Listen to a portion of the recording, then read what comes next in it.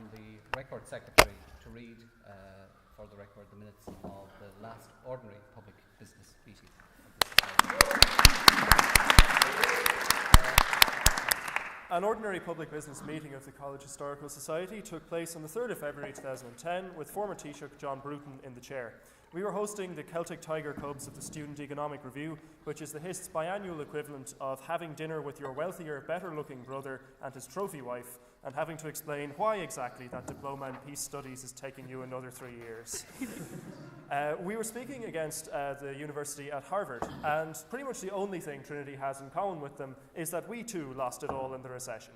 Although, where the Americans made the mistake of ultimately lending most of their endowment as mortgages to people whose annual incomes are lower than the monthly allowance of a typical Harvard student, Trinity put most of their endowment on pink gin at the 315 in Leopardstown.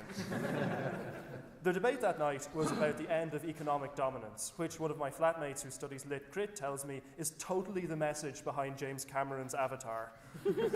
Although, having seen the film, I thought the message was that the way to the natives' hearts is through the blue scaly orifices of the shaman's daughter. If you haven't yet seen Avatar, I think I would recommend it, although you'd get roughly the same effect by watching Gladiator through a fish tank. Right, economics was a remark none of the speakers in the debate appear to have made to themselves, as it descended into one of those retro, but the Guantanamo, but the cheese-eating surrender monkeys, international relations debates. There was a lot of talk about the hegemon, which I always assumed was the name of a Jamaican gardening program, or a Pokemon that looks like a shrub. It turned out, though, that it's Greek for dominant power that looks like a shrub. See Jamaica. The main image in the debate was America as global policeman, and it transpired that America is just like all other policemen in that it turns up late, takes bribes, and beats on low-income brown people. The debate ended with the now traditional call from the chief judge of the SER, Anya Lawler, to have more women involved. She did spoil her point by suggesting that we have more debates about boys and shopping, but the point was taken, and an email has been sent off to the Oxford Union to, in their words, have a year to get some crumpet who knows her sums. Although, in a moment stranger than fiction, the chair did assure us that Professor of Economics John O'Hagan has been bending over backwards to get girls. In these recessionary times, whatever it takes. There being no further business, the meeting adjourned.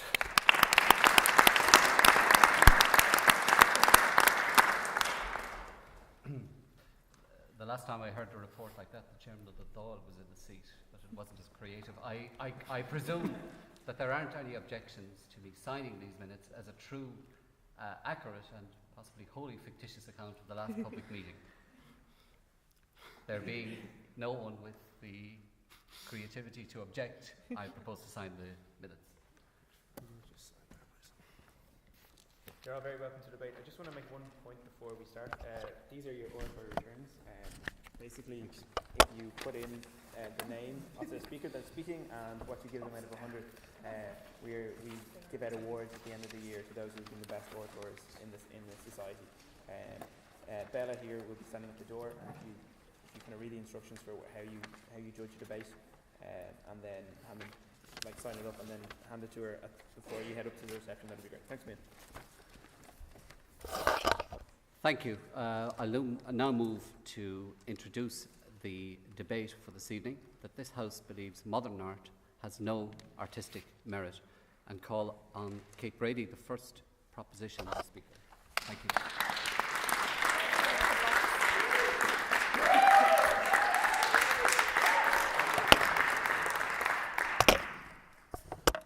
Thank you very much, Mr. Chair, Mr. Auditor, ladies and gentlemen of the College Historical Society, ladies and gentlemen. It is a privilege to be proposing the motion that this House believes that modern art has no artistic merit.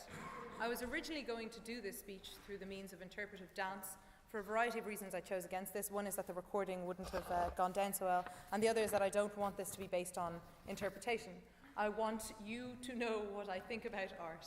And what I think about art isn't going to be anything necessarily definitive. It isn't going to be something that I want all of the other speakers to hold to for the rest of the debate. But it is going to be something that I do quite firmly believe.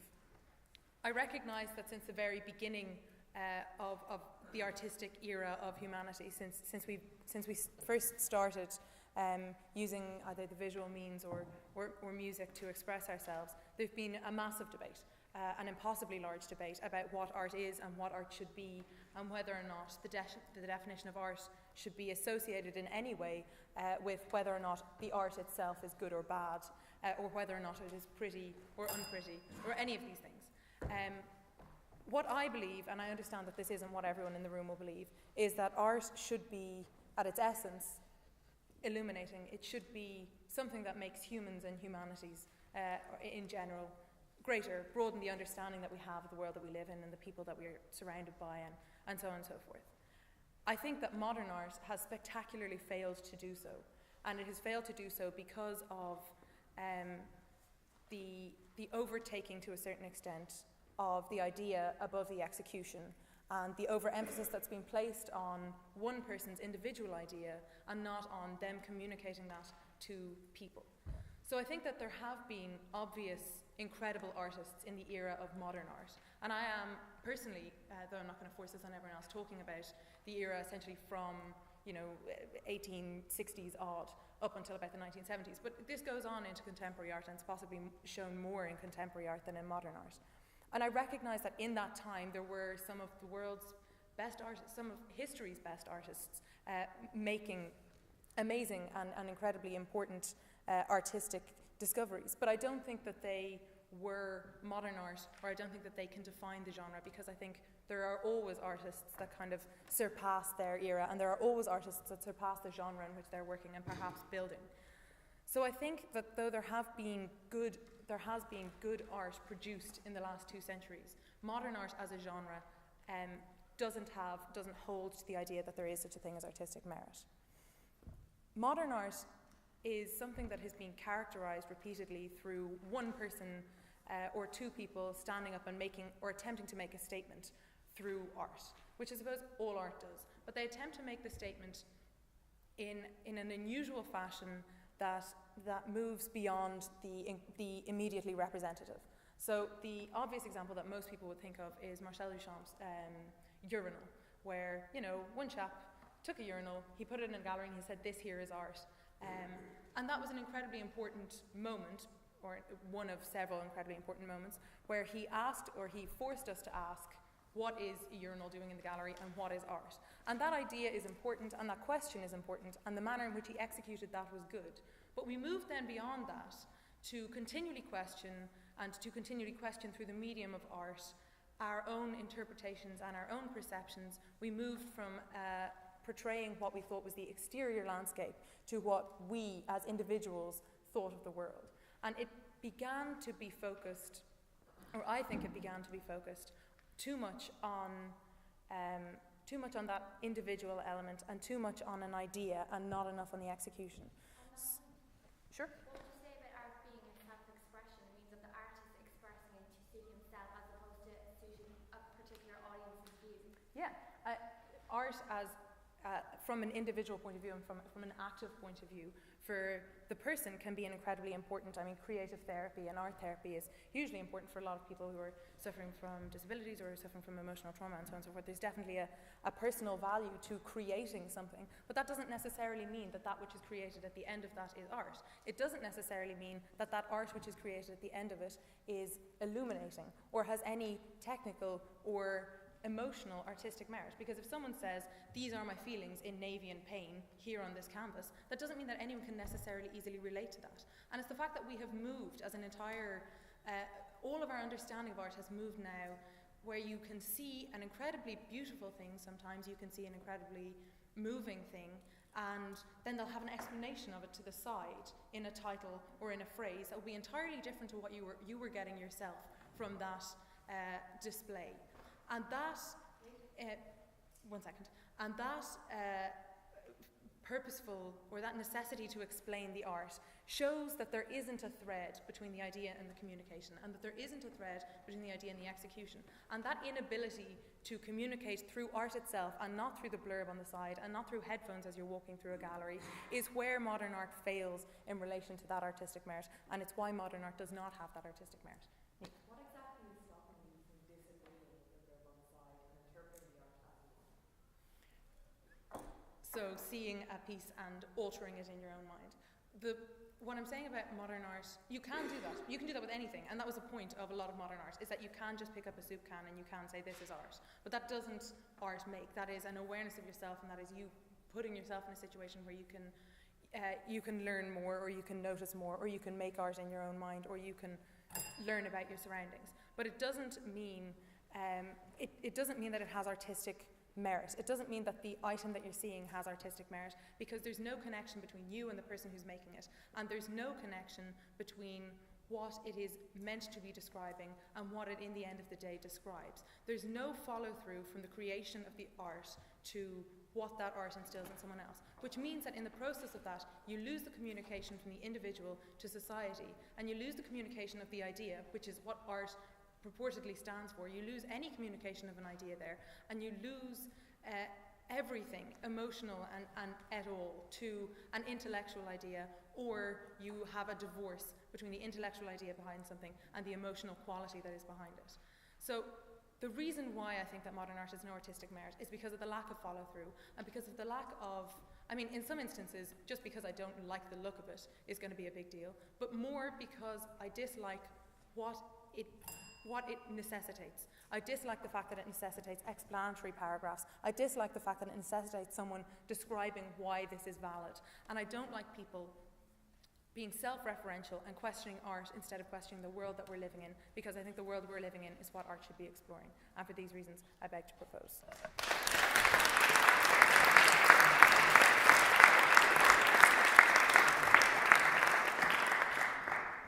Thank you, Kate. I now call on the first speaker for the opposition in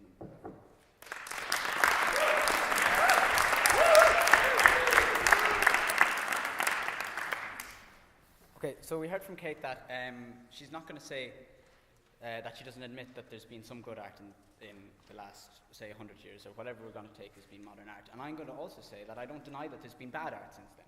So I think at least we agree there. But I think from the beginning of Kate's speech, I hit the problem. She said from the beginning of art, she said from the very, very dawn, I guess, of the time that we've begun to paint cavemen on walls for an artistic purpose, there's been a debate about the relevance of that to our society. And I don't think that's strictly true. I think for the last, I don't know, I think during the time when we lived in an extremely hierarchical society, art was imposed on people. It was imposed on people of a certain class. And it wasn't such a question of, it wasn't a question of discourse, it was more a question of being, sometimes in a propagandistic way, but mostly in a way that art was an express, direct communication from the artist to the individual. And that's the kind of art that Kate proposes. I think art is a two-way system. Okay. Kate also said that she sees that modern art gives too much emphasis to the idea over the execution. And I think to an extent that's true, because we've realized that sometimes the most important thing behind art is not necessarily the creative skill that goes into it, but the idea behind it, the thoughts of our fellow individuals. But no thanks. She seems to bypass, though, she seems to think that the idea has been totally has become the dominant force. But I don't strictly agree with that, because it kind of bypassed this idea of the effect that art has on individuals. I think that the effective quality of art has to be considered, and this idea, this is the area of carry through, the area of follow on that Kate was talking about. That we must go through the effect that we feel as an individual. Okay, I'm going to talk about loads of things. I want to kind of speak in a more informational role rather than a counter-propositional role, because we can agree that there's going to be no strict definition of art. A lot of people have talked about it, and in fact it's probably a sign of good art that we are talking about it. But the fact is that I don't think we're going to hit on a very strict definition of what modern or what art is. Now, Kate's idea of what artistic merit was a piece that effectively communicated. And I think we can run with that to a certain extent. I'll buy that for the moment. But what I won't buy is this association with the idea of modernism, the idea that something now should be rejected out of hand purely by virtue of its modernity, that something that happens now is in some way inferior to all the things that have happened before it. And because we say that something now is inferior, there's this implicit deference to the past. And if we continually to defer to the past, we won't make any progress. We won't be able to develop as I'll not take you, I'll take Neve in a second. If we don't go past this idea, go past the formalism of the past, and I'm going to talk about that in the context of music, because that's what I like to talk about. We're not going to get anywhere because we're just continually looking backwards. So I'll take Neve now. You say that we're continually looking backwards. Do you think it's better that we have an art that lets go of the realism and the skill that we developed over thousands of years? Do you think that it's better that we have an art that doesn't speak to an awful lot of people? Do you think it's better to completely ignore the past rather than to consider it to some degree? Okay, I think first of all that it's not a great idea, and I agree with you to a certain extent in the first point. That was to do with the idea of realism and how we should abandon realism.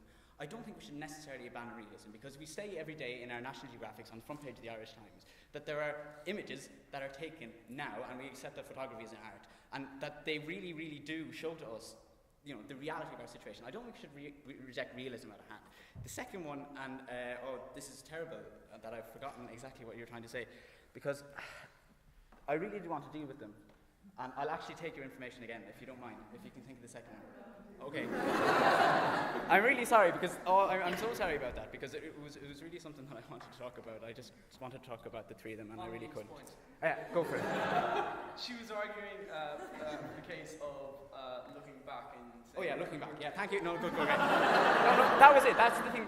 Neve said that, you know, we shouldn't really reject looking back, and I definitely think, and this is something that we believe on this side of the house, that we should take art in its context, okay? And I had this, and I had this, and I had this, I had this. It's not necessarily, should we be judging our art in retrospect?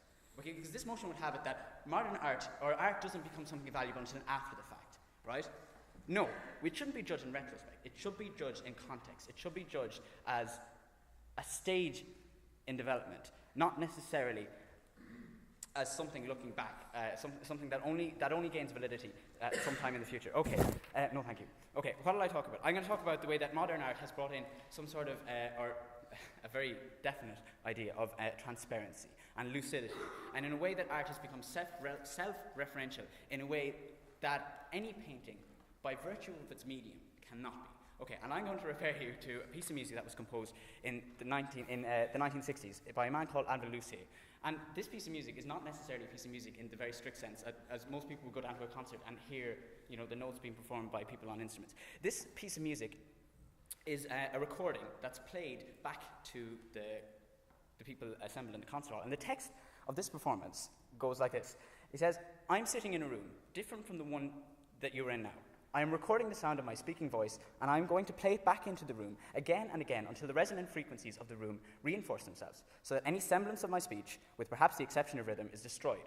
What you will hear then are the natural resonant frequencies of the room articulated by speech. I regard this activity not so much as a demonstration of a physical fact, but more as a way to smooth out any irregularities my speech might have." Now, this was a groundbreaking piece of music in one sense, because it self-explained itself. This was groundbreaking, because immediately, as you hear the words of the piece of music, you were being told exactly what is happening. This has never happened before. And I think it offers like an incredible insight into the way that the piece of art was created, in a way that static images on a page, or even, you know, the grandiose symphonies that we subject ourselves to, as I might think. But it really offers us like a very honest, a very transparent, a very open way, a very, very kind of, the artist is putting himself before the society that he's working on. My God, I really didn't talk a lot about things. Okay, the last thing I'll talk about is, I'll talk about the way modern art is essentially a representation of things now. And that without an idea of a modern art that has artistic merit, we lose this idea of recording an instant in time. We lose this idea of commemorating a juncture in time that we think is relevant. And I want to talk about another piece of music. This piece of music is composed in, okay, I'll talk very quickly about it. Basically, King George V died. There was a violist on the way to London to perform his, he was a composer as well, to perform his violin or viola concerto. And when he heard about the news of King George V's death, he began to compose a piece of music at about 11 a.m. in the morning. By 5 p.m., the piece of music was completed, and by 8 p.m., the piece of music was performed by the BBC Symphony Orchestra. Within that day, that moment in time, that death of that individual was encapsulated in a modern and a very real way, and that's why I am very, very proud to oppose this motion. Thank you very much.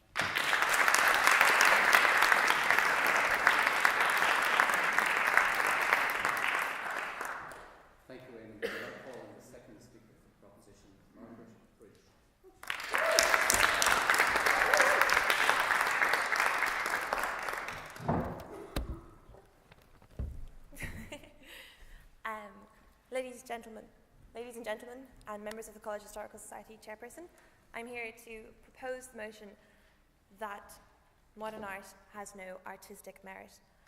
I'm going to follow on quite a little bit from what Kate was saying about art as concept and as realization of that concept. To begin with, I think we can all take a fairly general understanding of modern art without needing to define it. We're not talking about cartoons or realism or like people painting still lives now in a style of 200 years ago. We are talking about Damien Hirst, we're talking about Tracy Emin, we're talking about all the crazy modernist movement things that are happening out there. I'd like to start off by saying, as Kate did, you're out of time. I'd like to start off by talking, as Kate did, that we're not debating the purpose of art.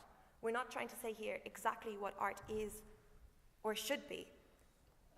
Philosophers have debated for 2,000 years about whether art is expression, whether art is, whether art is the evocation or the provocation of a response in the listener, whether the function of art is to reveal innate truths or whether it's just to look pretty. I think we can accept that art can have any one of these functions and any one of these purposes and still be a work of art. And I'm not saying that modern art fails to do any of these things. I think that, modern art is very provocative. I mean, the fact we're having this debate proves that it has a value in that it is provoking debate and it's provoking argument. Yes? Sorry, Kate actually defined modern art as a particular period between 1860 and 1917. You're probably talking about contemporary art, which is causing debate at the moment, rather than modern art, which is inclusive of realism. And okay, I will take your point, but if I do take your point too seriously, then I'm afraid I'm going to have to sit down and discard the rest of my speech. So if you don't mind, I take it, but I'm going to carry on talking about crazy modern art, if that's all right, because I think that's what most people here actually understand it to be.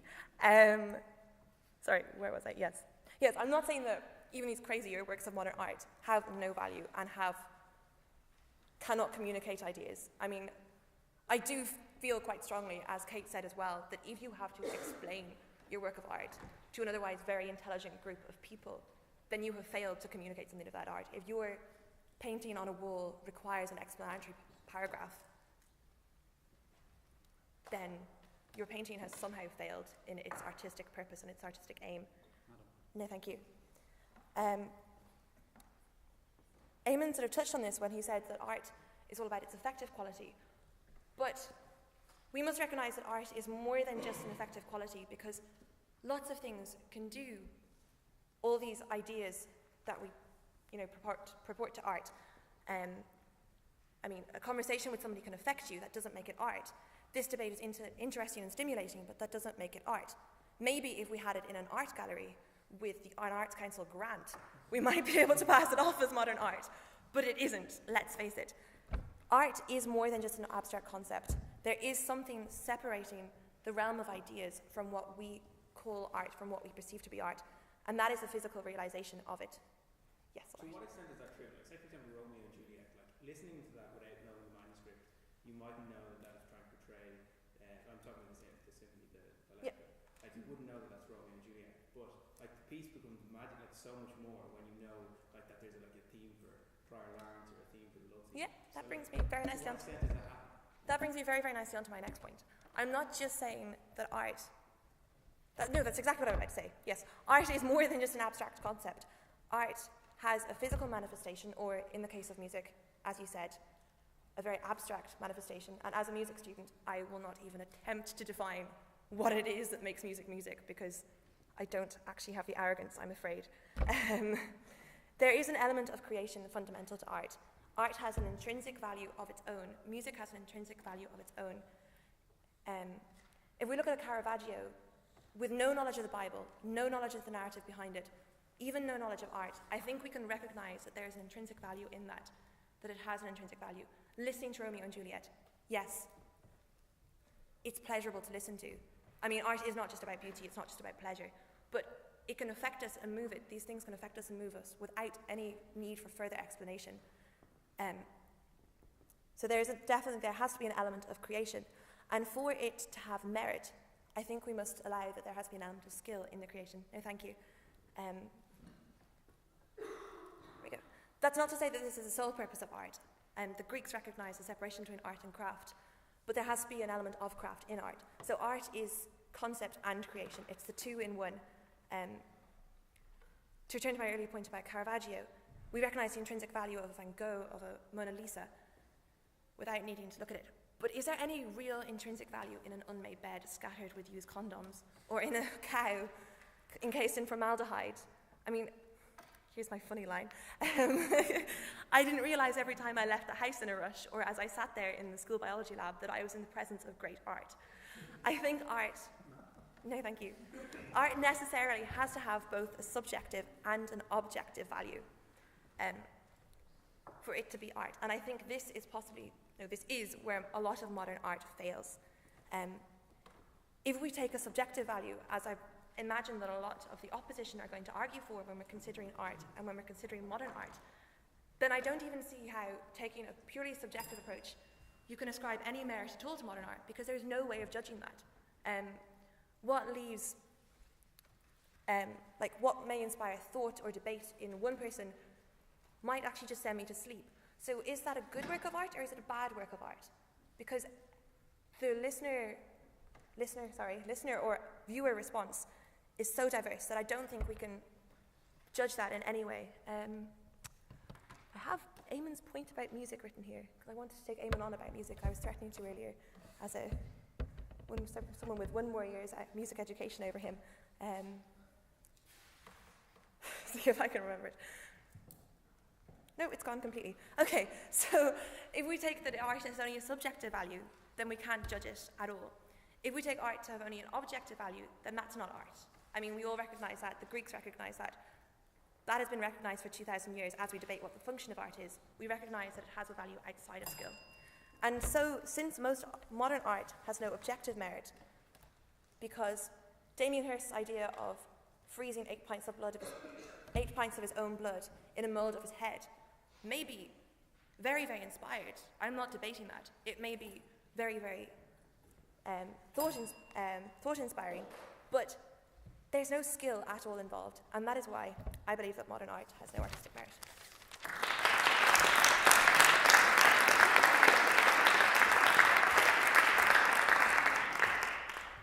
Thank you, Margaret. We'll now have the second speaker for the opposition, Joanna Trina.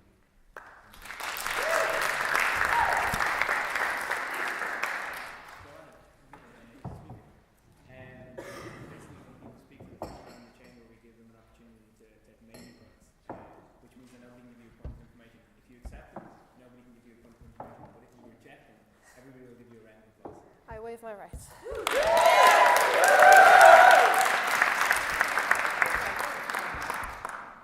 Mr. Chairman, Mr. Auditor, ladies and gentlemen of the Historical Society, ladies and gentlemen, I'm here today to defend the merits of modern art. So I'm just going to talk about, Eamon wanted to talk about the effect of art, and I want to follow up on that. And I agree with Kate on the point that art shouldn't necessitate an explanatory paragraph.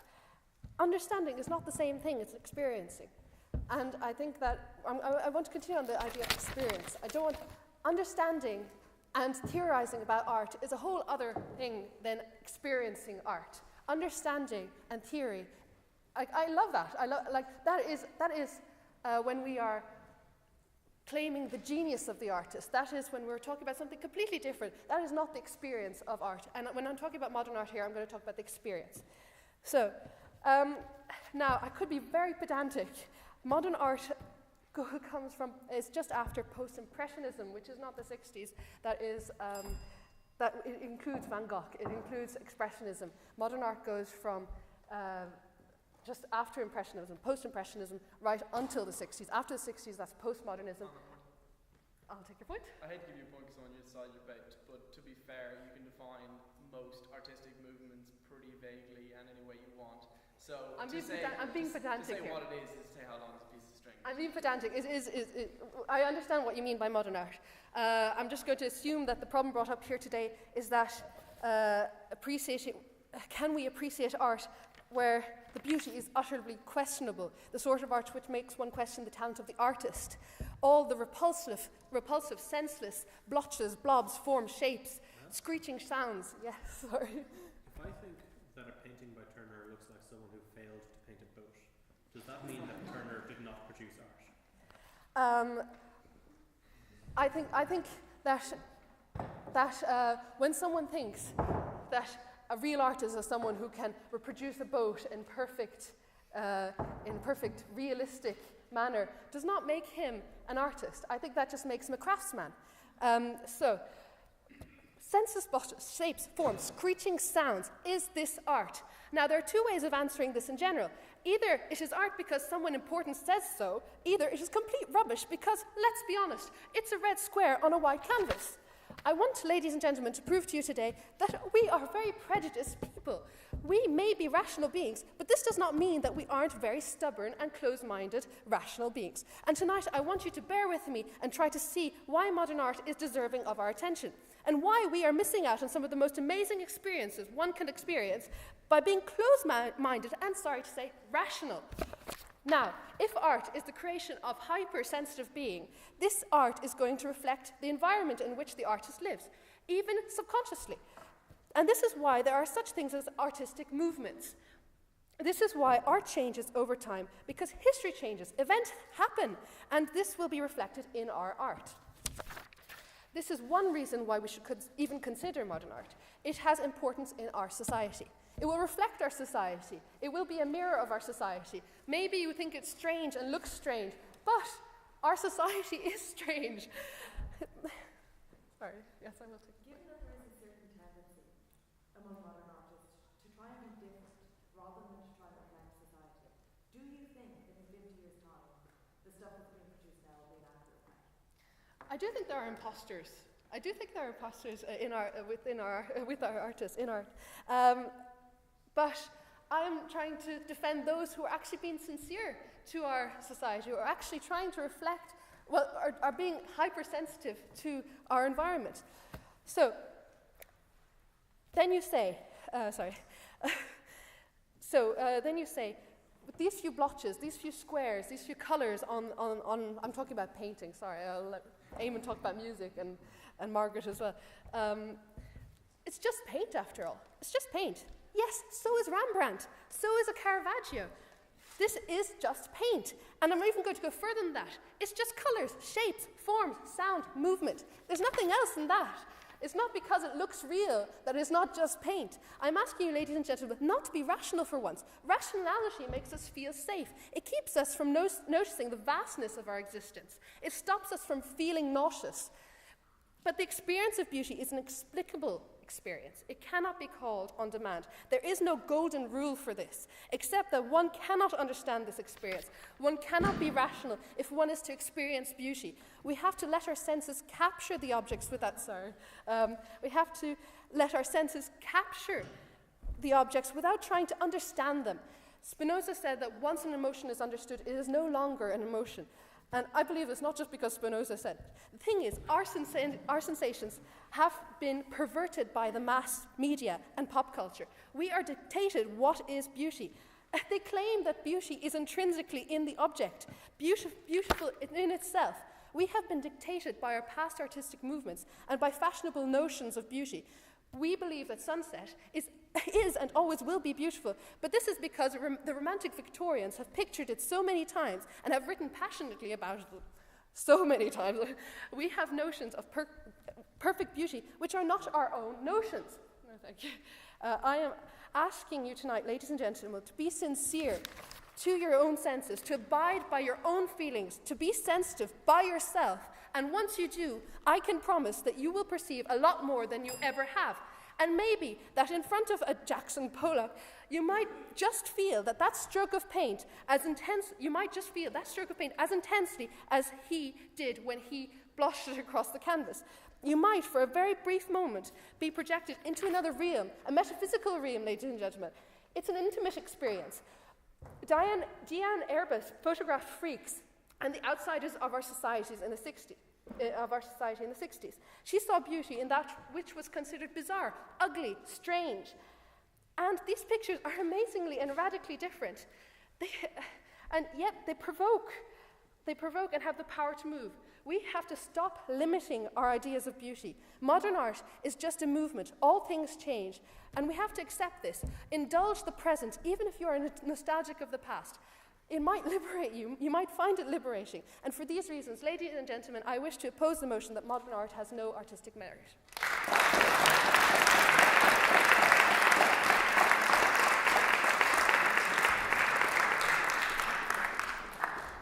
Thank you, Joanne. I'll now introduce the third speaker for the proposition, Dr. Noel.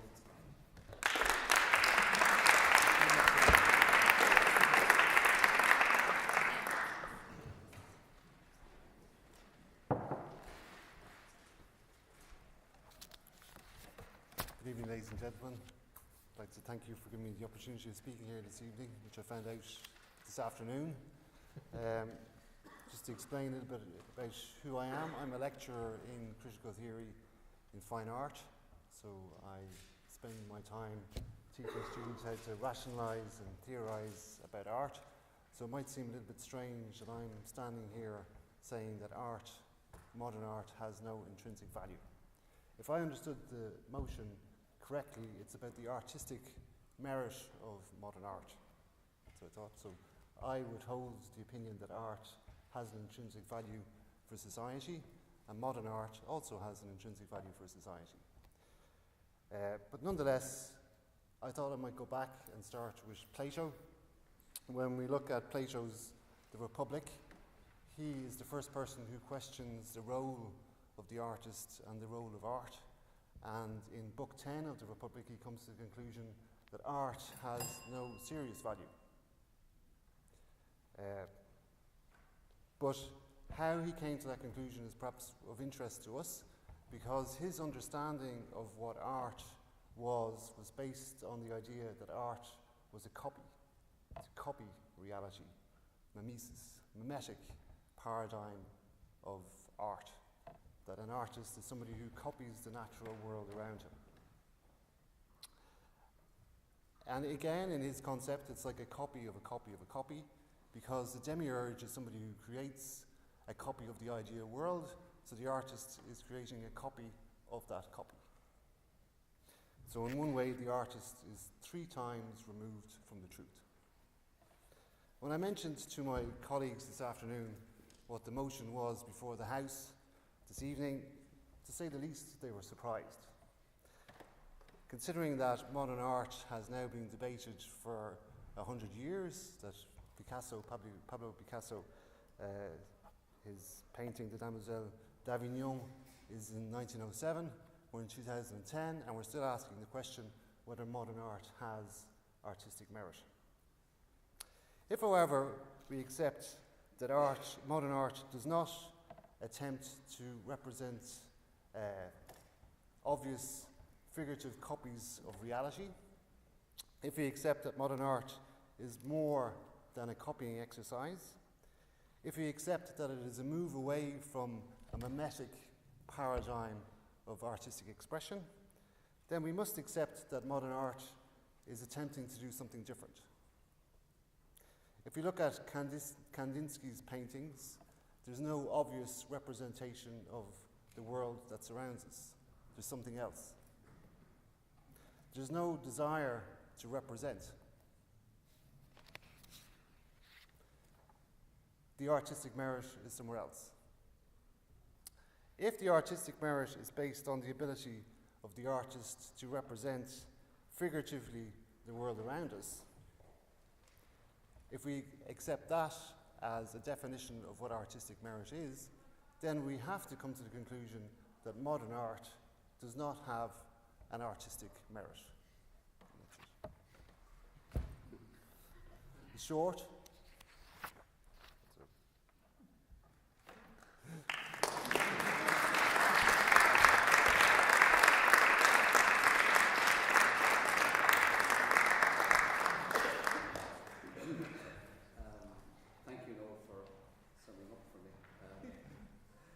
I'd now like to introduce the third speaker for the opposition, Urinal.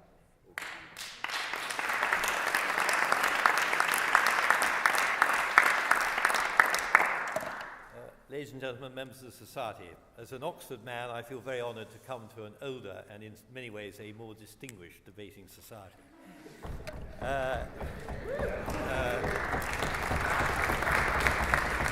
some cynics might interpret that as a rather cheap way of trying to obtain votes. But there are periods of history where people say it was a golden age for music or for architecture or for the visual arts.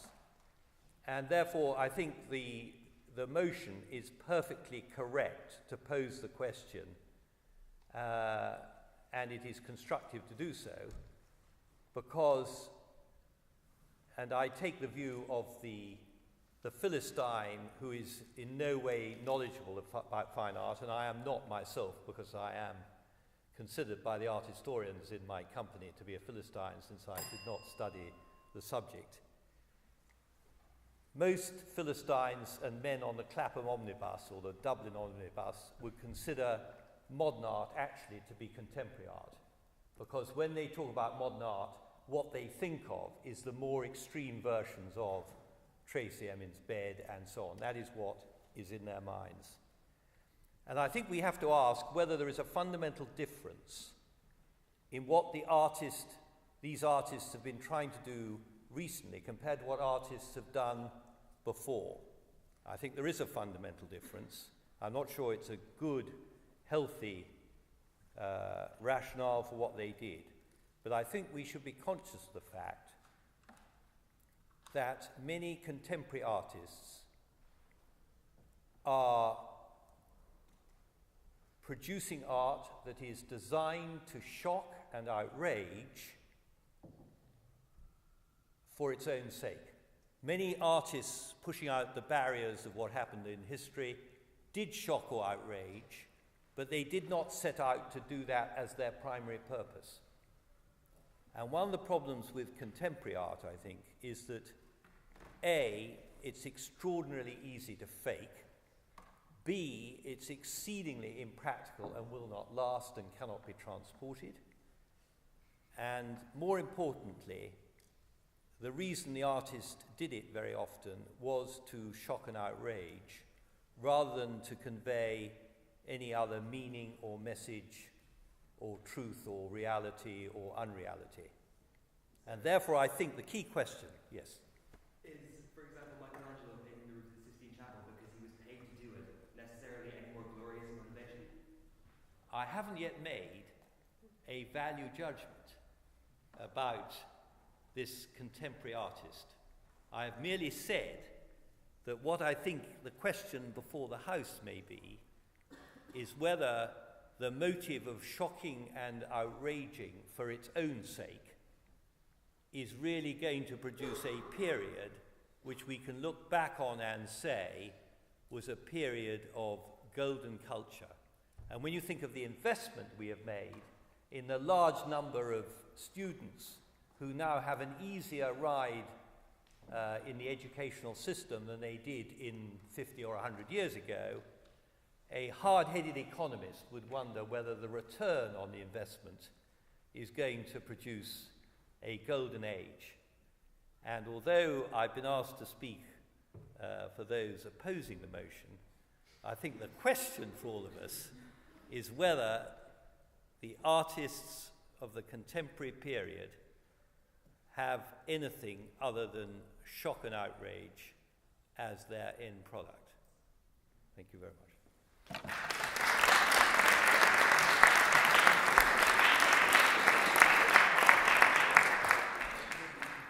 Thank you, Julian. May I now call on the fourth opposition speaker, Max Sullivan.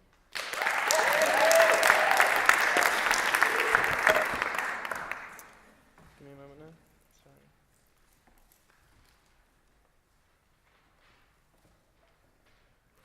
Mr. Chairman, Mr. Auditor, ladies and gentlemen of the College Historical Society, ladies and gentlemen, artistic merit speaks for itself. Artistic merit transcends time, and artistic merit is awe-inspiring. I will explain tonight why modern art rarely has any, let alone all, of these qualities. In 1958, the French artist, with a thoroughly unpronounceable first name and the second name of Klein, produced a work commonly known as International Klein Blue. which was in display for some time in the Tate Modern and is presumably still doing the rounds in other ridiculous excuses for galleries. I did not want to leave it to the college printers to reproduce this magnificent work, but let me explain it to you. Imagine a canvas so long and so wide, covered in blue paint. Any blue paint, you ask? No, this is International Kind Blue. This colour, Klein believed, had a quality close to pure space, and he associated it with the immaterial values beyond what can be seen or touched. The claim about his talentless work shows how modern art pieces must have the artist standing beside the pieces shouting, "This is what it means! Don't you get it? Aren't I brilliant?"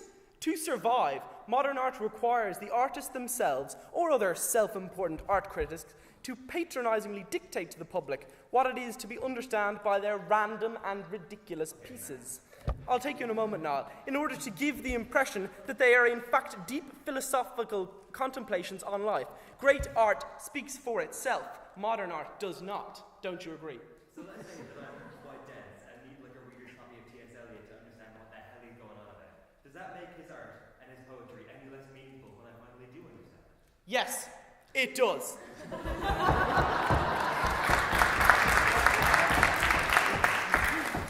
If you walked into your friend's house and saw a 1 metre by 1 metre canvas of blue on the wall, I'm somewhat sceptical that all on your own, Niall, you'd come out with, "Yeah, well, actually, I think it's a blue which has a quality really close to pure space. I mean, it's exactly what I imagine pure space to feel like." While your friend replies, "Agreed, sure, I would associate it with the immaterial values beyond what can be seen or touched."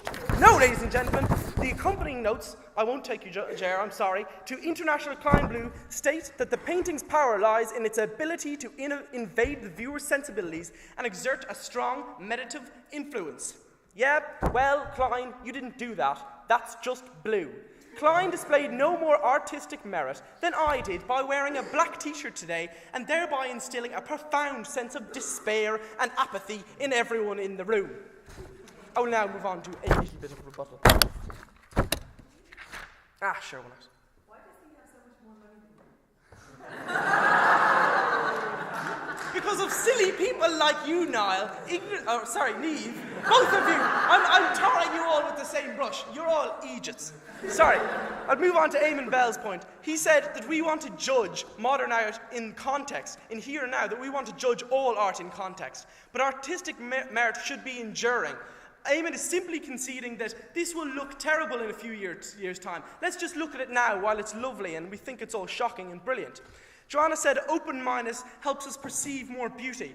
This is exactly the dogmatic frame of mind which has made the general public unsure of their own taste in art. They're just too afraid. They're saying, "Oh yeah, I like it because, I don't know, everybody does."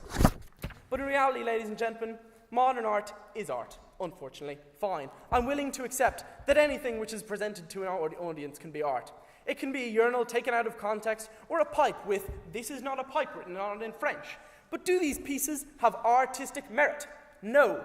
Modern art is different. Of course it is. It is precisely because of its lack of artistic merit that such art had and remains to have a powerful shock effect on those who experience it. Excuse me. It is different. No, thank you. We must realize this. If it weren't, why would we be singling it out from Renaissance art or Impressionist art or any other period or movement in art history? Art that is shocking can be quite entertaining, but art that only shocks is easily seen for what it is: shallow, self-indulgent, and dull. Like porn, shock art loses that ability to shock, and eventually, like old porn, seems only quaint. Modern art is praised for being free from any obligation to be aesthetically pleasing. It is as concerned with musing on the nature of making art as it is with actually making art. As a result, the artists present works which, rather than nobly attempting to represent life in some beautiful or fantastic light, no thank you, use it to stroke their own egos, relishing the knowledge that are ignoramuses out there who will consider their talentless visual puns and toilet joke to be artistic gold. A bunch of rich people desperately trying to pretend that they can see the meaning in meaningless and artistically bankrupt art.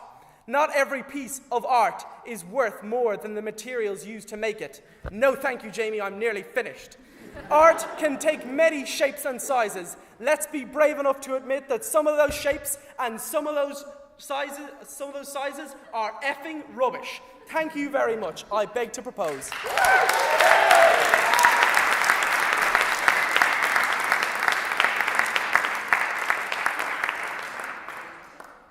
Thank you, Max. The fourth opposition speaker and final speaker this evening, Alana Ryan.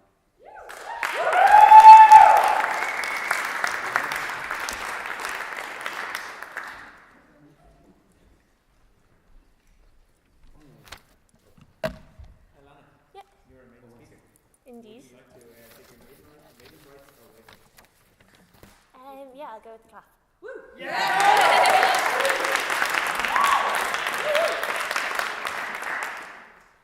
Chairperson, committee, honoured guests and ladies and gentlemen, tonight I will be vehemently opposing the motion that this House believes the modernist art has no artistic merit. And I have two main points on those grounds. That modern art encompasses far too many subgenres of painting and other art forms to be condemned in its totality. And secondly, that modern art challenges us in a world where surface perception is sadly the norm. But to begin, to state that something has no merit is to say that it is devoid of talent, of value, of virtue, of quality, of worth, that there is nothing credible about it, and that it lacks any decent attribute. In short, there is nothing advantageous about it. What a sweeping and ill-founded statement to make. Because as we've heard today, modern art is not just the misconceived ideal of Picasso or Bacon or just random body parts or limbs or anything. It's so much more. It's Fauvism, Cubism, Bauhaus, Art Deco, papier-mâché, pop art. It's even, a little bit of Impressionism, as it was said, because I've been to MoMA and there's 7 Monets and 2 Manets in there, so it's kind of an umbrella term for everything, and anything indeed. We know it's Kandinsky, we know it's Matisse, it's Klee, it's Dali, it's Bacon, it's Miro, it's Andy Warhol, it's Hopper, it's everything. It's everything and anything, and that is the beauty of it. So for the prop to state that everything about it is utterly meritless is just ridiculous. Because if you fail to see the artistic beauty of the colours and shapes employed by Kandinsky, or the abstract nature of Salvador Dali's The Persistence of Memory is too tiresome for you. But what about like Edward Munch's iconic The Scream? And Margaret says it must have an element of skill, but are you denying that there is in any way a more perfect portrayal of like the desolate and grief-stricken anguish which a human can feel than that portrayal? And if you're going to talk about dismissing it, what about the Bauhaus architecture in Germany or Warhol's famous factory exhibits? To argue that all of these have absolutely no artistic merit would demonstrate a profound lack of knowledge or insight into a movement which has spanned over 100 years. If you wish to argue that it is worthless, then you have to prove that every single iota of art during that period has so much at fault with it that indifference is the best reception it could possibly hope to receive. Yeah, Mark. Would you not agree that you could say that it doesn't have artistic merit in general on balance, not having to disprove everything as having no artistic merit, but just in general on balance is not very good? But see, the point that I'm trying to make is that if you can't see any artistic merit with it, then there's something wrong with you as a person. You have to be able, everyone can get up and be like, oh, I don't agree with what you're portraying. And that says as much about you being, an anal retentive square as anybody else, really. It's not a question of looking at something and being so outraged because you don't instantly get it that you close your mind to it. The whole point of modern art is that you strive to see something of value in it. No, thank you. So surely nobody would wish to say that no art during that period has no artistic merit. And people have recognised this. Margaret herself said that you're striving to look for the intrinsic value of something, and she referenced Van Gogh. But at that time, Van Gogh died penniless. He didn't have any money because people didn't think that his paintings had artistic merit.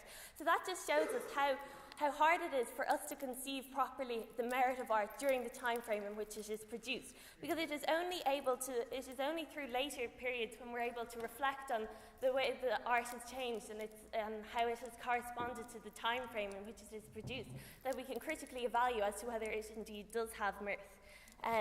So modern art is a breakaway from the norm. No, thank you. It pushes boundaries, and that is exactly why it does have artistic merit, because it challenges us, and that's my second point.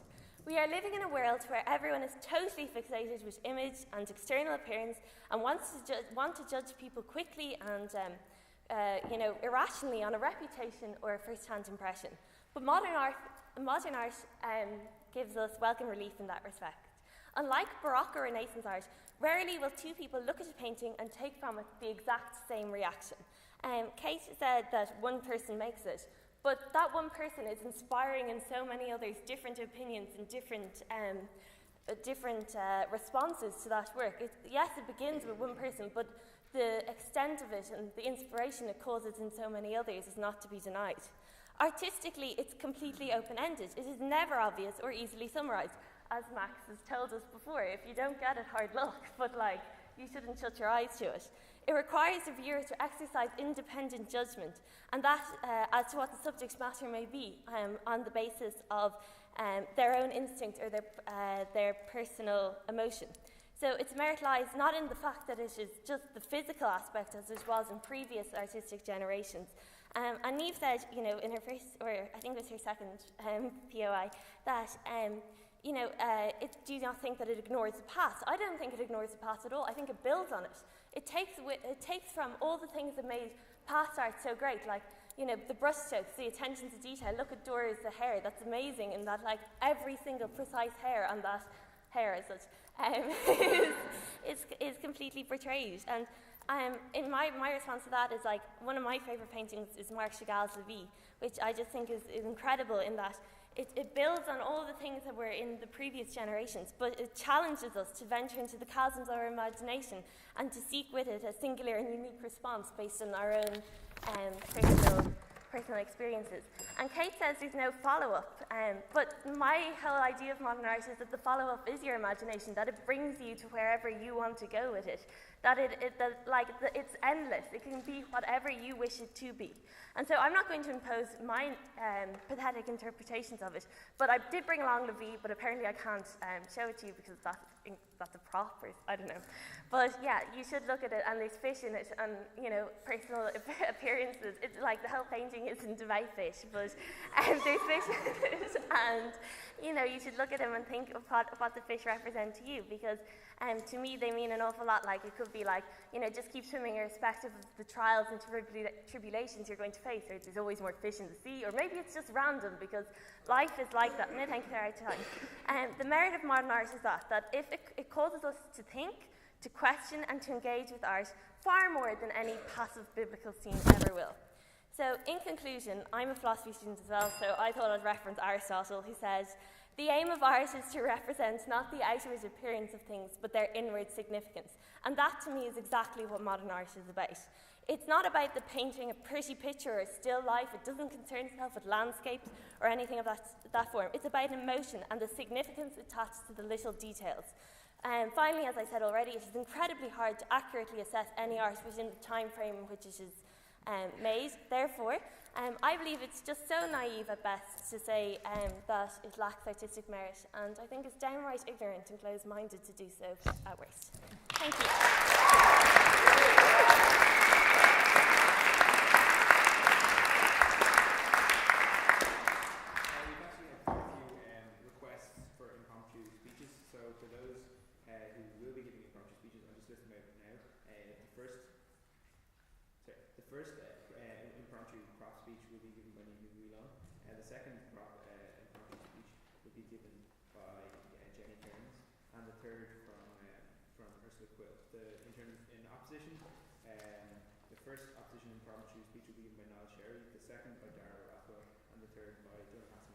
Basically, if whoever's speaking, if we could try and keep it to about 3 or 4 minutes, that would be great. Thank you, Jamie. First proposition impromptu speaker, Niamh the Urinal.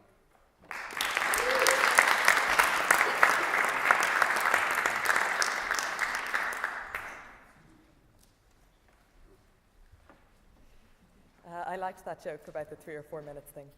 A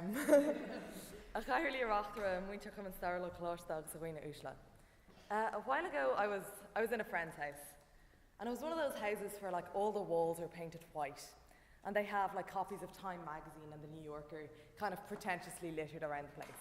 And I'm not going to name any names, but it was the house of the person who set this particularly pretentious debate tonight. So anyway, I decided to engage in a bit of performance art myself, and while I was waiting, sat down and, opened the copy of Time magazine and flipped through it. And when I got to about the middle page, I came across a photograph that was literally of a dead Haitian man, like staring out of the photograph. And it kind of reminded me of a line from a poem by Allen Ginsberg that was written in the late 50s, when he said he accused America of letting their emotional lives be run by Time magazine. Our emotional lives are run by Time magazine, and they're run by CNN, and they're run by Fox News, and they're run by RTE News, and they're run by Facebook and Twitter and blogs. We have this constant shock and awe of immediate popular media.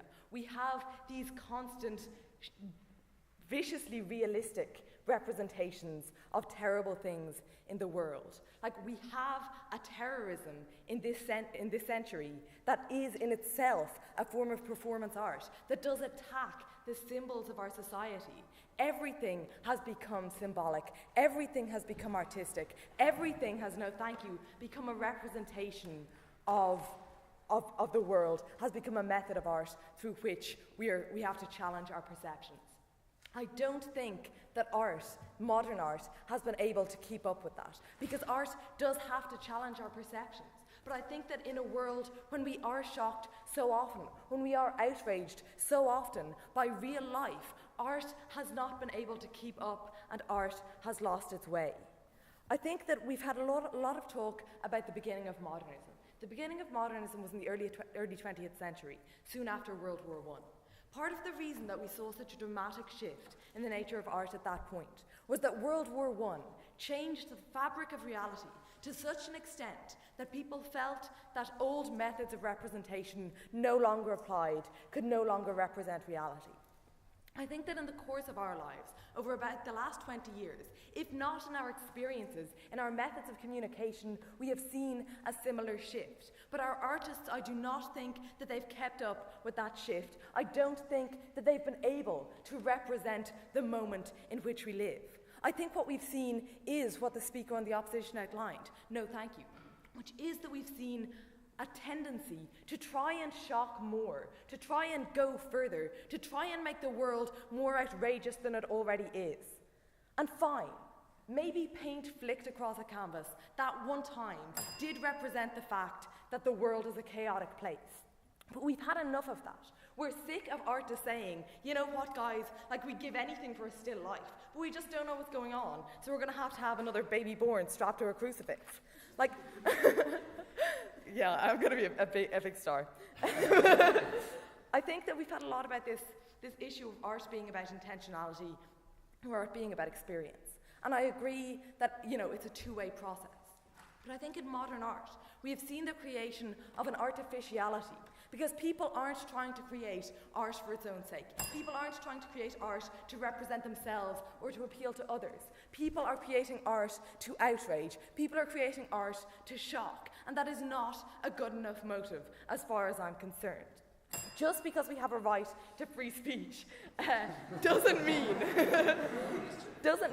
that offending someone is good. Just because there shouldn't be a law against blasphemy doesn't mean that you should go out of your way to offend somebody's religion. And just because you should challenge people and challenge their perception with your art does not mean that artists should go out of their way to make me feel nauseous. I think that modern art has lost its way in an awful lot of respects. I think that in the battle with popular media, it has lost out, and it hasn't been able to give an accurate representation of our culture, so it's just bolstered that, which is already happening. I don't know what the alternative that we can present here is, because unfortunately, I've ruefully accepted that I am not the great artistic mind of my generation. Thank you. But I do hope that rather than having this kind of art that that tries to be different and that tries to shock at the expense of intrinsic internal merit. I would rather have something that looks at the world and that tries to have a certain empathy with that. And so I finally move to propose.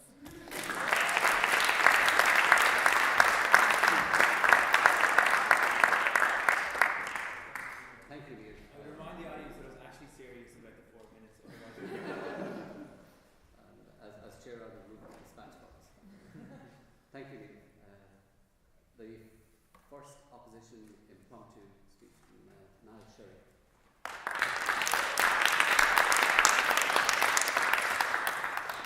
Mr. Chair, Mr. Auditor, ladies and gentlemen, I'll note that my speech was written in true impromptu fashion on the back of flyers for the Phil Speaks Grand Final on the 18th of March, 7:30 in the GMB with special guest chair unnamed.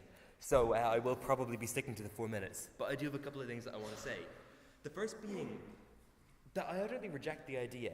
Well, first of all, I should clarify that I'm taking modern art as being like anything in the last 100-odd years. There's been a bunch of different definitions. We'll take that as being roughly accurate-ish, maybe.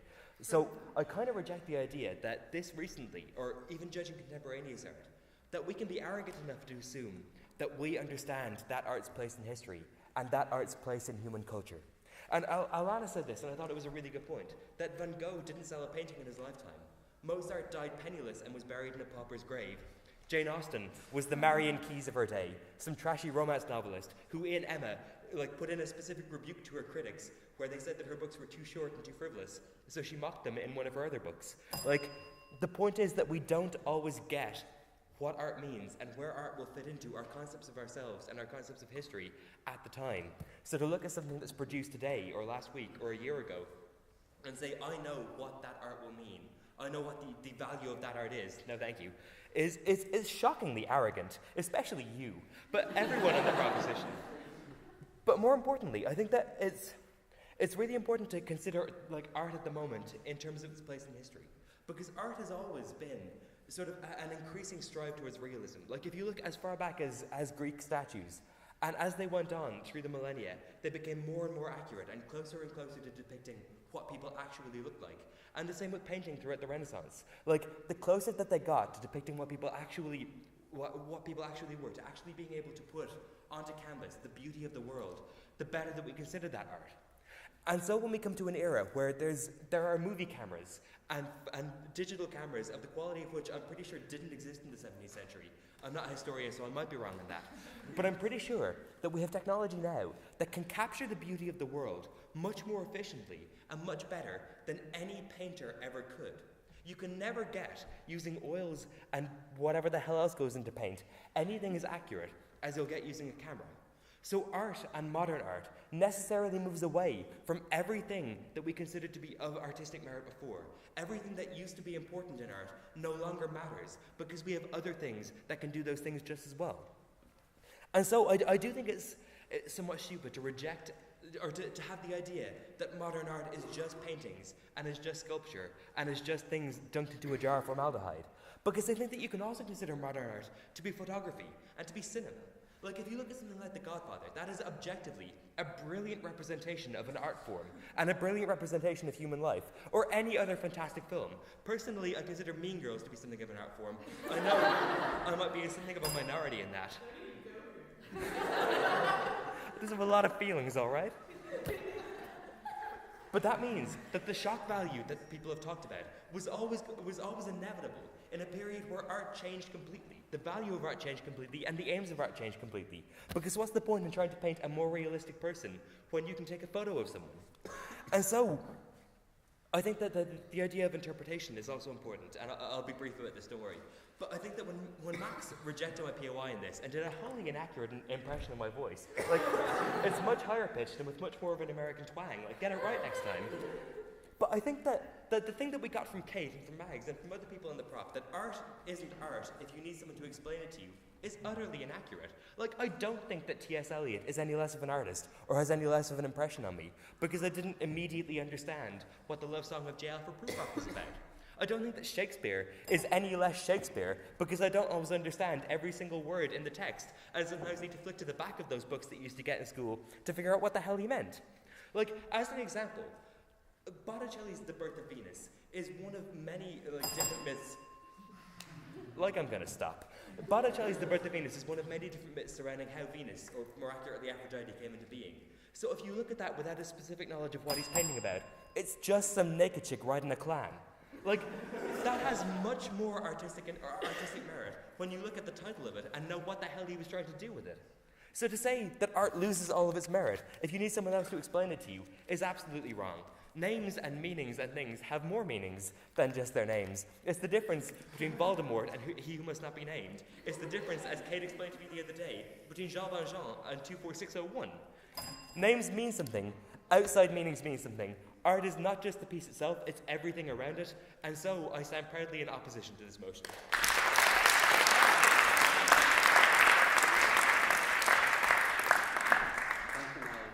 Second proposition of prompting speeches from Ursula Crew.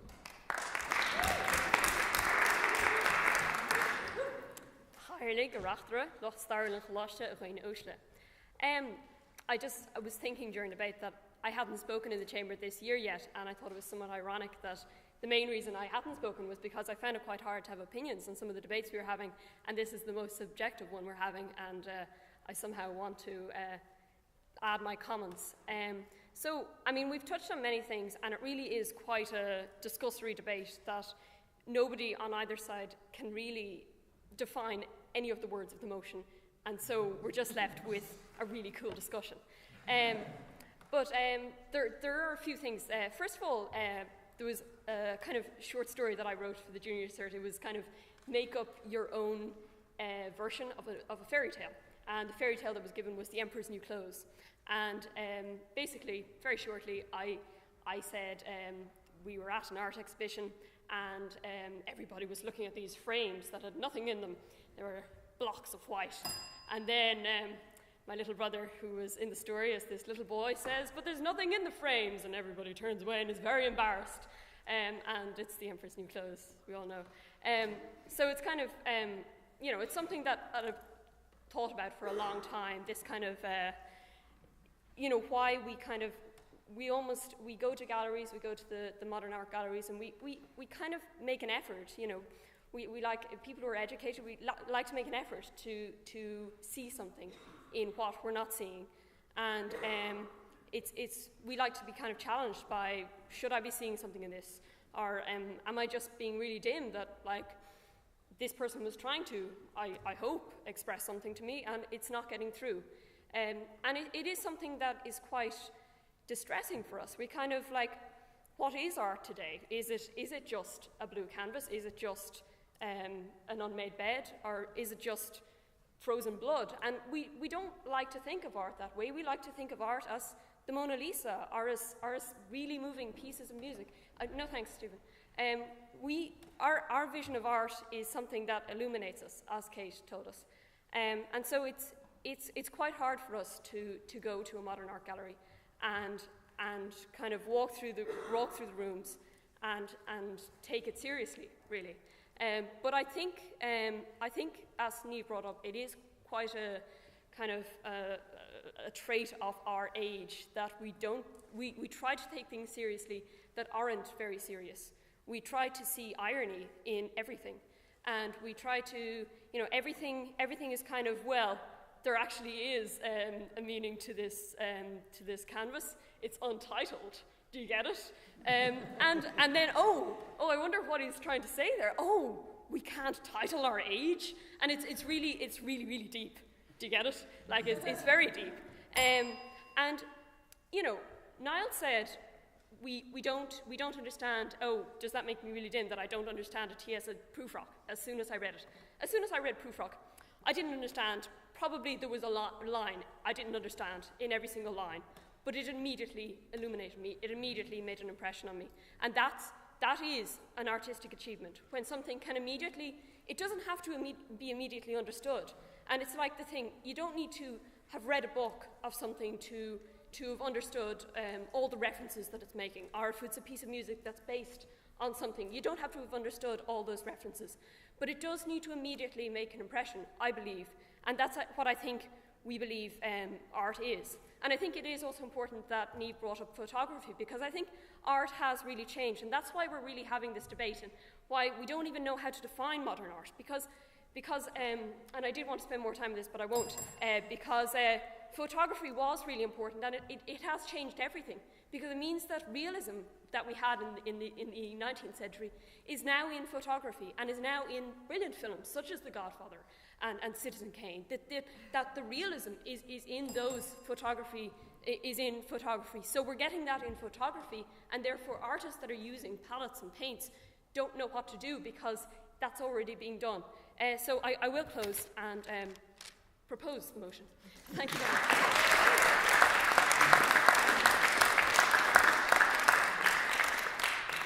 Thank you. The second opposition impromptu speech from Dara Rothwell.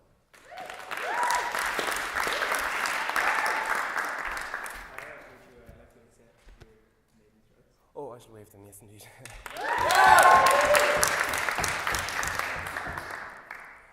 Mr. Chairperson, Mr. Adjudicator, ladies and gentlemen of the College Historical Society, ladies and gentlemen. Now, it's been bandied around a lot tonight that, like, a square on a page, or, you know, a sheep in formaldehyde, or whatever that was, doesn't mean something unless you are the artist itself. And that because art cannot be self-referential. But I think the individuality and the subjective nature of art itself means a lot. Because when you think about it, when I look at the garbled words and sentences written on this page before me, I can't begin to explain the spectrum of emotions within me. Terror, fear, severe nausea. Whereas other people might look at this and say, wow, that's written quite badly. I hope that wasn't supposed to be a speech. But it still means something. To say that art is meritless implies that there is no value to it whatsoever. Whereas art in itself has a value to each individual person because it is subjective by its very nature, its intangibility, the fact that it's so nebulous to begin with. The same reason that we can't define it tonight, because it is all-encompassing, it is ubiquitous, it is omnipotent in a strange way. So, just to move on to some points. So, first of all, modern art, more so than classical art. Classical art in itself was just all about realism and encapsulating images about, well, not realism obviously, because it's mythology and religion a lot of the time, but anyway, you know what I mean. Art can only be slated when one decontextualizes it. So, modern art, when we look at it in 30 or 40 years, perhaps we will look at it and say, God, that's strange. But then again, perhaps we will look at it and say that art says a lot about our times, that how we strive to make tangible the intangible, because we've achieved realism, and modern art strives to do so much more. It tries to say with a square on a page 10 million things, as opposed to saying the same number of things with something particularly complicated on a page. Oh, I'm talking to my arse. Anyway, but, yes, please. Thank you. Why do you understand that it's commonly accepted that we can't appreciate art in our own time? Does that mean that we shouldn't critically analyse art in our own time? No, not at all. I perfectly agree. Art should be critically analysed, but the fact that you can critique it in itself puts an inherent value on the art, because it makes you form an opinion, it makes you think something, it makes you feel something, and that itself is a merit. In fact, interesting enough, you said earlier about how art, shocking people wasn't enough of a meaning to give to modern art or something. But, like, post World War II, art was funded by the CIA, the modern art movement, surprisingly enough, as a means to resist the levelling of culture produced by capitalist propaganda. Now, that sounds like absolute nonsense to most people, but the fact of the matter is, it worked in a strange way. Also, what muddles this debate is the fact that the public is so fed by dated conceptions about art being something pretty in a frame. Whereas, who can define what beauty is? Is beauty a square on a blank page? Is beauty some naked chick sitting on a clam? Who knows? But modern art does the important thing, and it strives to find out. And on that note, I'd beg to oppose this motion.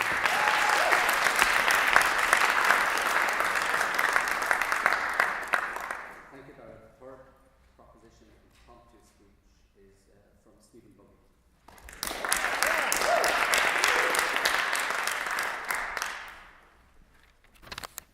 Okay. I think that we need to, what we're really talking about is that I think a distinction between realism and then a lot of the other stuff that followed. like, and we maybe have come to some of the things that we felt were out of the world, we've come to understand, but basically that's the problem is. Realism has an objective thing that you can say, well, it's good or bad art because it's trying to represent reality.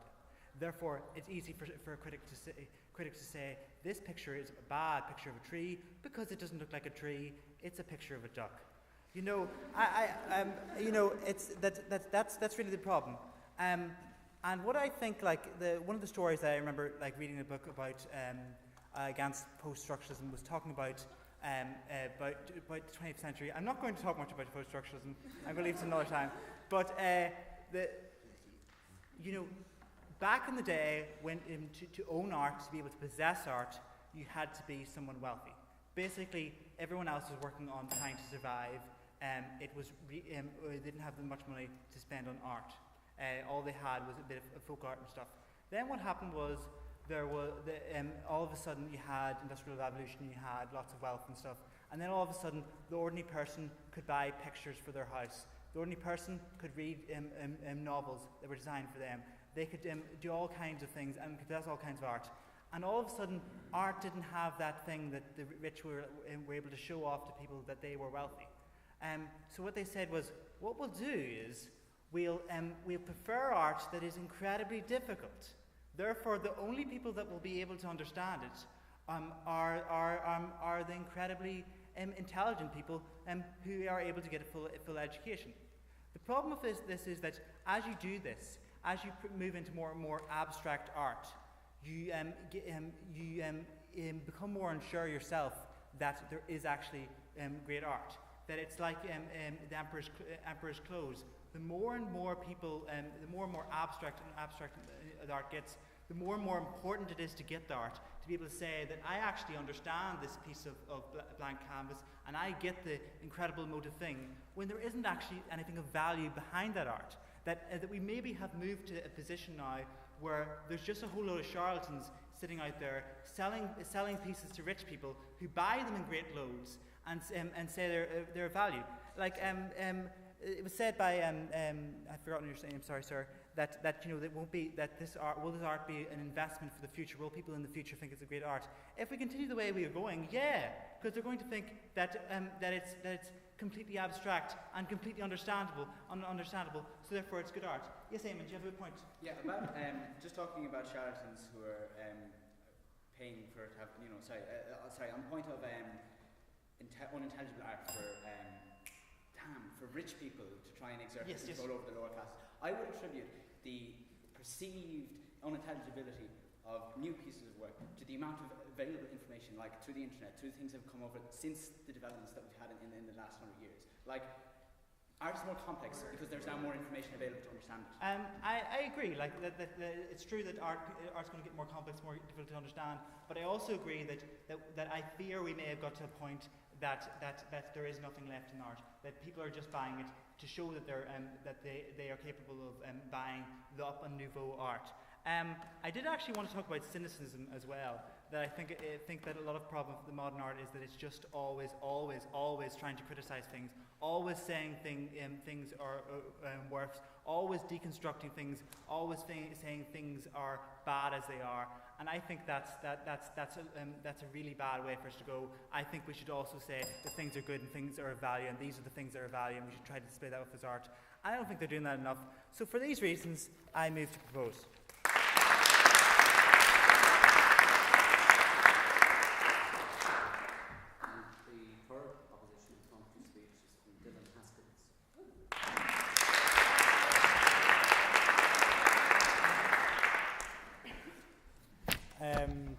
Chairman, Auditor, ladies and gentlemen of the House, I also wasn't intending on speaking and won't be filling out my oratory returns this evening.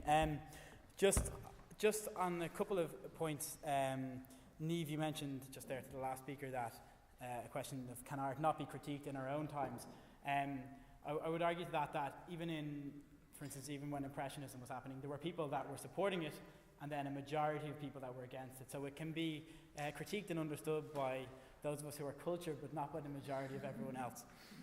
Is what I would argue on that point. And Julian Radcliffe, Mr. Radcliffe, you mentioned that works like Tracy Emin's Bed are extremely difficult to transport, but I would have thought as somebody who works to prevent the theft of art, that would be a benefit for the artwork. There's been a lot of discussion tonight on the topic of realism and how much art kind of portrays reality. I think that's something that they kind of got over after Michelangelo. Michelangelo was so important because it was the pinnacle of realistic representation in some ways in the kind of the development of art history. And then after that you had things like genre painting, so they were kind of going off on a tangent of looking at kind of fantastical scenes. And then Impressionism was kind of, like around the same time as the development of photography.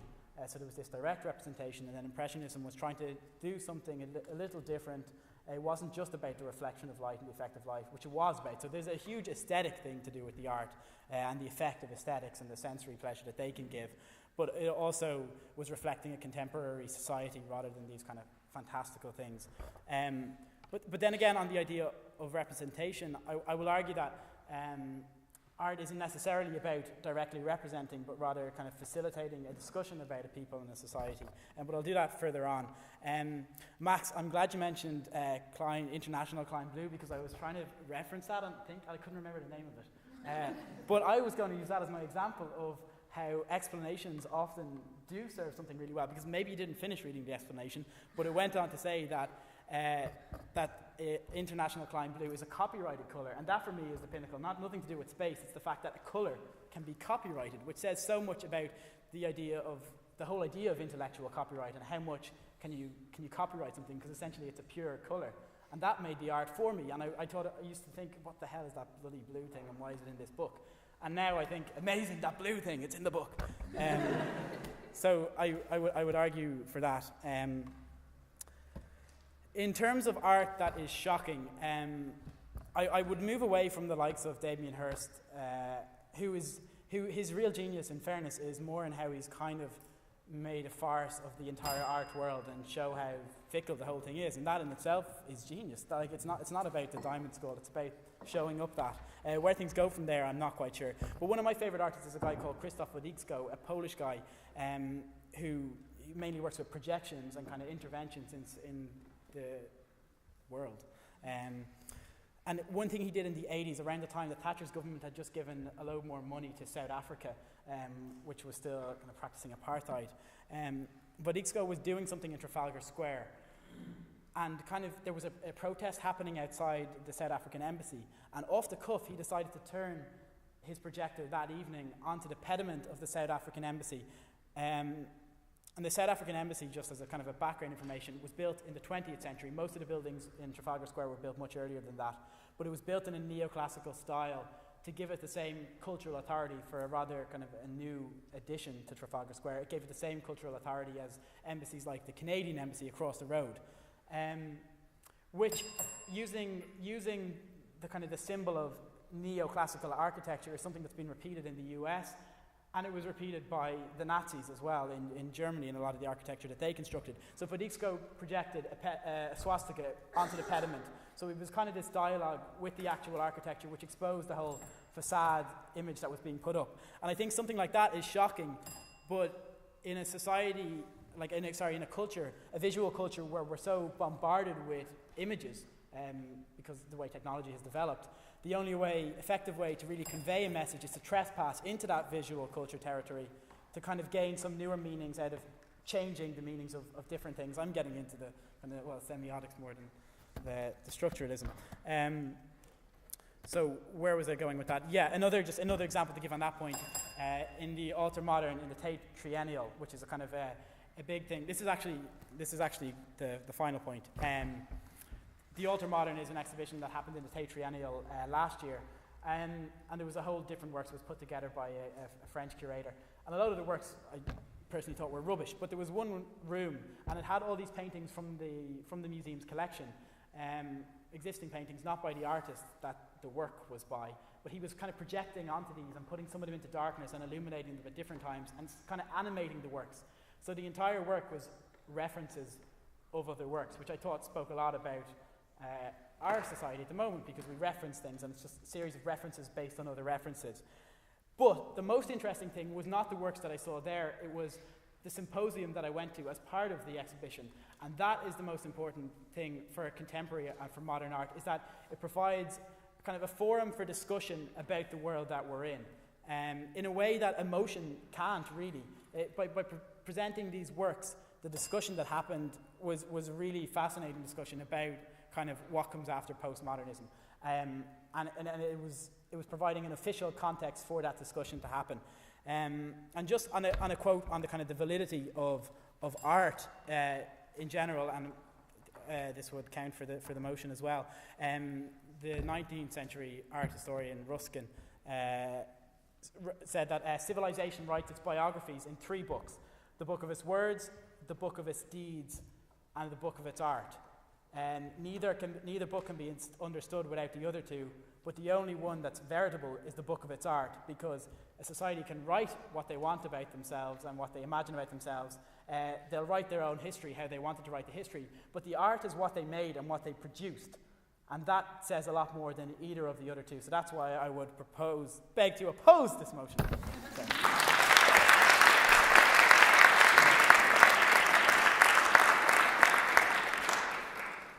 Thank you very much to all of the speakers. I'm going to put the motion to the floor. Can all of those in favour of the motion please say aye? Aye. And all of those against say nay. Nay. I think the motion is not carried.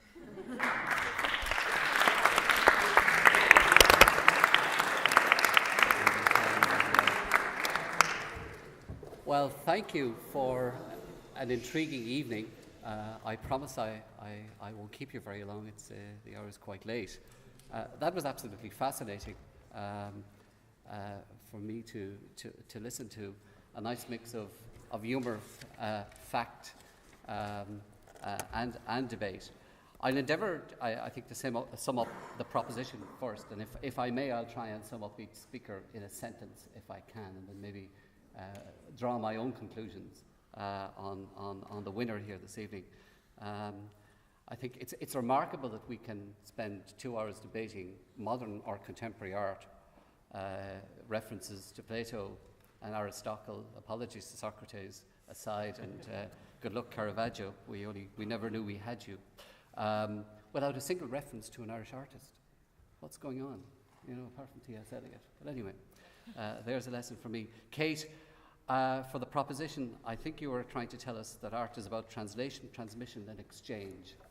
And I think we were failing at all of that, I think was your key point.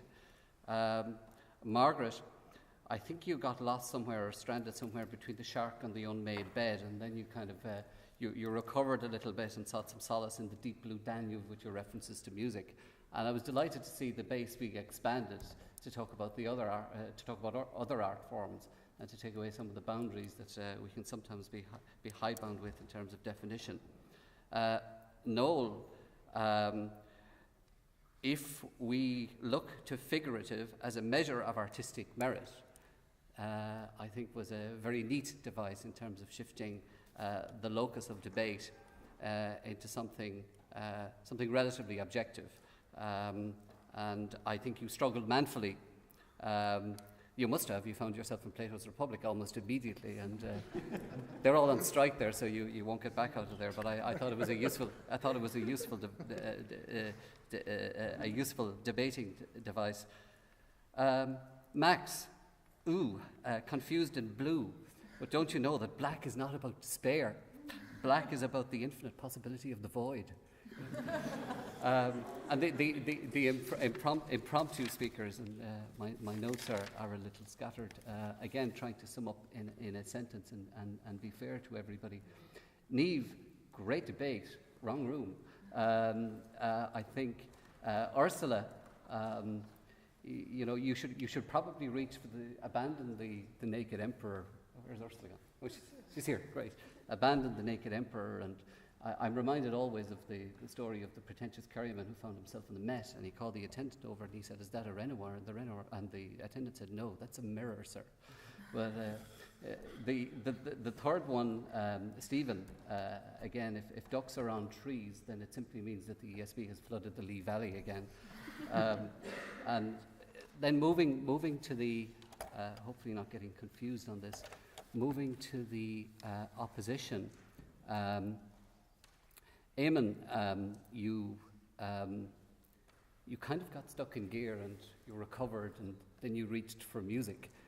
And that held out the infinite possibility of a piece of performance art. And I thought again, it was wonderful that you were able to stretch it beyond the visual and into the auditory, as it were.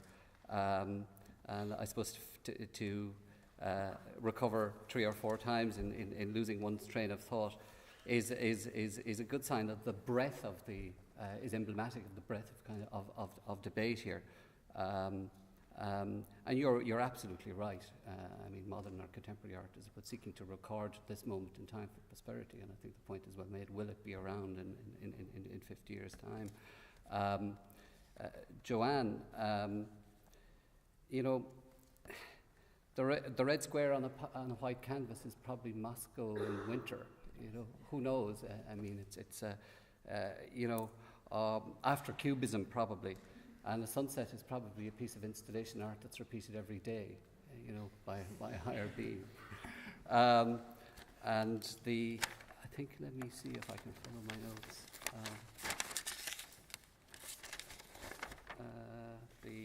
Whom I'm missing here.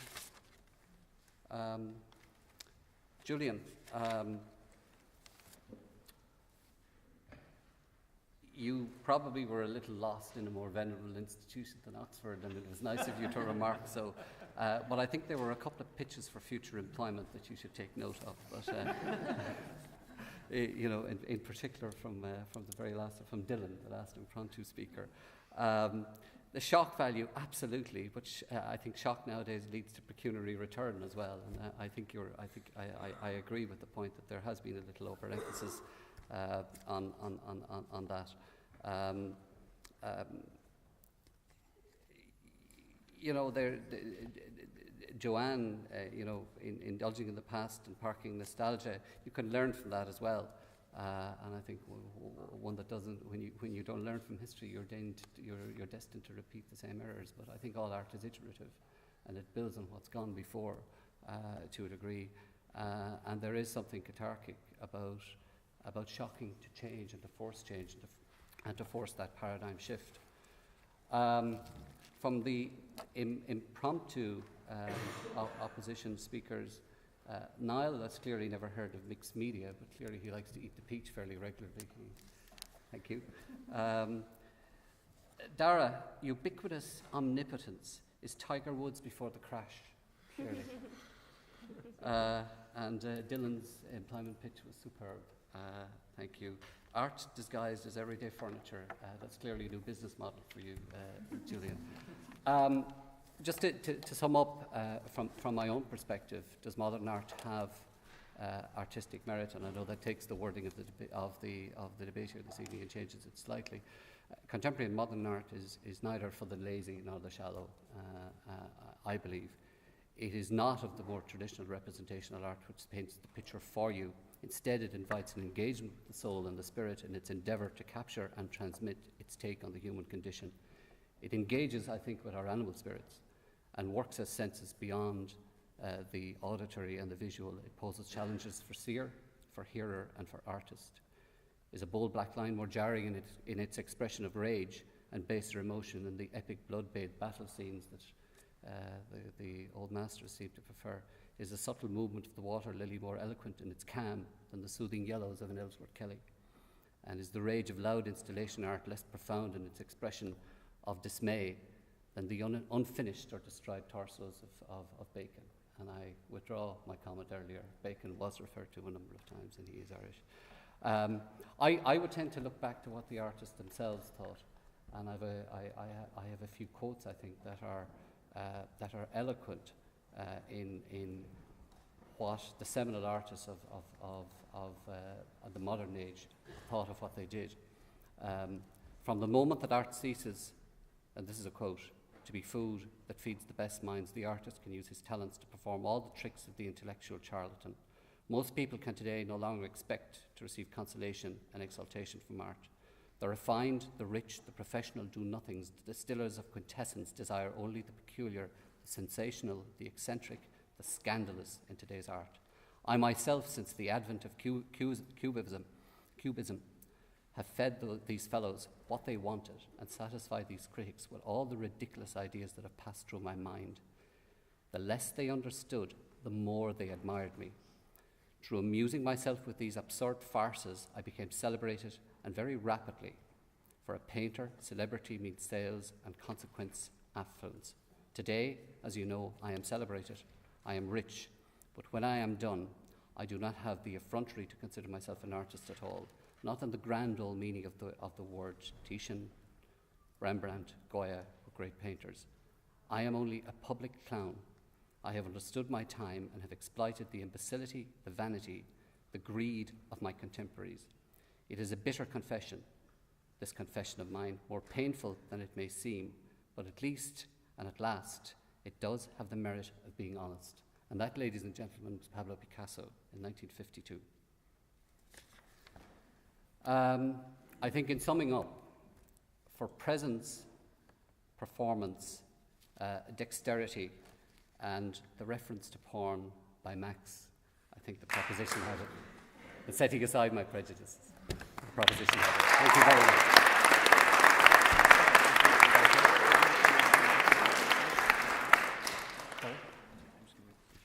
And finally, the auditors, a few housekeeping arrangements, which you kindly reminded me of. Thank you for your attention.